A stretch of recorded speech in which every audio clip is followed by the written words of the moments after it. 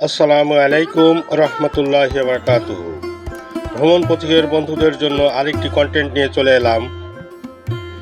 আজ দেখাবো ৬০০ বছর আগে নির্মিত একটি জমিদার বাড়ি। চলুন বন্ধুরা ঘুরে আসি। তার আগে যারা ভ্রমণ পথিক চ্যানেলটি এখনও সাবস্ক্রাইব করেননি, অনুরোধ করব চ্যানেলটি সাবস্ক্রাইব করে বেল বাটনটি প্রেস করে রাখুন, তাহলে নতুন নতুন কন্টেন্ট এবং জমিদার বাড়ি দেখার সুযোগ হবে। সারদা রঞ্জন পাল আলীবর্দী খাঁ থেকে এই জমিদারিটি তিনি কিনে নেন। ১৫০০ শতাব্দীর শুরুর দিকে এই জমিদার বাড়িটি নির্মিত হয়। এই জমিদার বাড়িটি মাগুরা জেলার শ্রীপুর উপজেলায় অবস্থিত।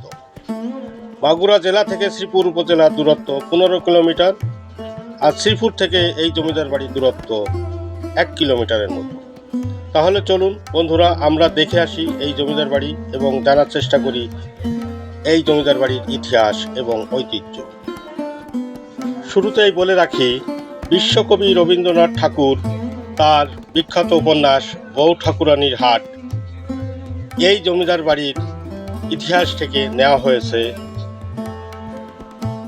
এই জমিদার বাড়িটি নির্মাণ করেন জমিদার সারদা রঞ্জন পাল। এই জমিদার সারদা রঞ্জন পাল যশোরের জমিদার উদয়িত এবং বারোভূয়াদের সাথে সুসম্পর্ক ছিল এবং তাদের পরামর্শে এই জমিদার বাড়িটি নির্মাণ করেন। এই জমিদার বাড়িটির কিছুই আর অবশিষ্ট নাই, শুধু সিংহদ্বার বা মূল প্রবেশদ্বারটি এখনও দাঁড়িয়ে আছে ভগ্ন অবশেষ নিয়ে, কঙ্কালসার অবস্থা। বন্ধুরা, এখানে দেখার মতো কিছুই নাই, তবুও পুরাতন জমিদার বাড়ি ঘুরে দেখা আমার শখ, তাই এখানে এসেছি এবং আপনাদের দেখানোর চেষ্টা করছি। আশা করি ভালো লাগবে। তাহলে দেখতে থাকুন এবং উপভোগ করতে থাকুন, এবং আপনি মন্তব্য করে জানাতে পারেন কোন জমিদার বাড়িটি দেখতে চান বা এই জমিদার বাড়িটি আপনার কেমন লাগে।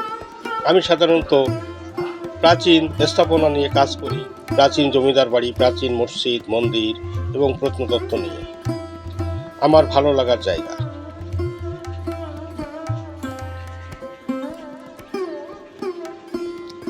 ইট, সুরকি, রড, কাঠ দিয়ে নির্মিত এই বাড়িটি একসময় ছিল কোলাহল মুখর, যা আজ